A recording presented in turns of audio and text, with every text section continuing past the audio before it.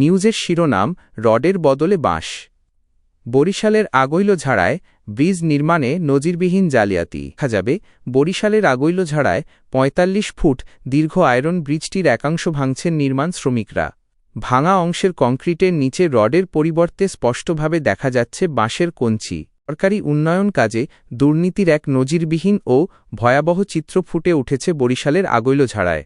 প্রায় ৪৫ ফুট দীর্ঘ একটি আয়রন ব্রিজ নির্মাণে বড় ধরনের অনিয়মের অভিযোগ তুলেছিলেন স্থানীয় বাসিন্দারা। নকশা লঙ্ঘন করে কংক্রিটের ঢালাইয়ের পুরুত্ব কমিয়ে এবং সবচেয়ে বড় কথা, রডের বদলে ব্যবহার করা হয়েছে বাঁশের কঞ্চি। ভিজ্যুয়াল পরিবর্তন, স্থানীয় প্রশাসন ও প্রকৌশল বিভাগের কর্মকর্তাদের উপস্থিতিতে হাতুড়ি ও কুড়াল দিয়ে ব্রিজের ত্রুটিপূর্ণ অংশ ভেঙে পরীক্ষা করা হচ্ছে।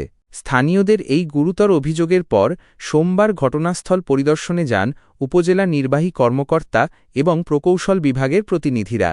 তাদের উপস্থিতিতেই ব্রিজের একাংশ ভেঙে সত্যতা যাচাই করা হয়। আর তখনই বেরিয়ে আসে দুর্নীতির এই চাক্ষুষ প্রমাণ। জননিরাপত্তাকে বুড়ো আঙুল দেখিয়ে তৈরি করা এই ব্রিজের এমন অবস্থা দেখে ক্ষোভে ফেটে পড়েন স্থানীয় সাধারণ মানুষ। বাইট এক সংশ্লিষ্ট কর্মকর্তা বা ইউনিয়ন প্রতিনিধি। এই ব্রিজটা ইউনিয়ন পরিষদের 1% থেকে করার কথা ছিল এবং সেটা আমাদের উপজেলা পরিষদ থেকেও অ্যাপ্রুভাল হয়নি। তো তার আগেই এখানে ইউনিয়ন পরিষদ থেকে কাজ করছে। আর যেটা আমরা এখন ভেঙে দেখলাম, বাঁশের যে কথাটা ছিল সেটা হচ্ছে আমাদের কাজ শেষ করার পরে বাকি অংশটুকু ওঠা।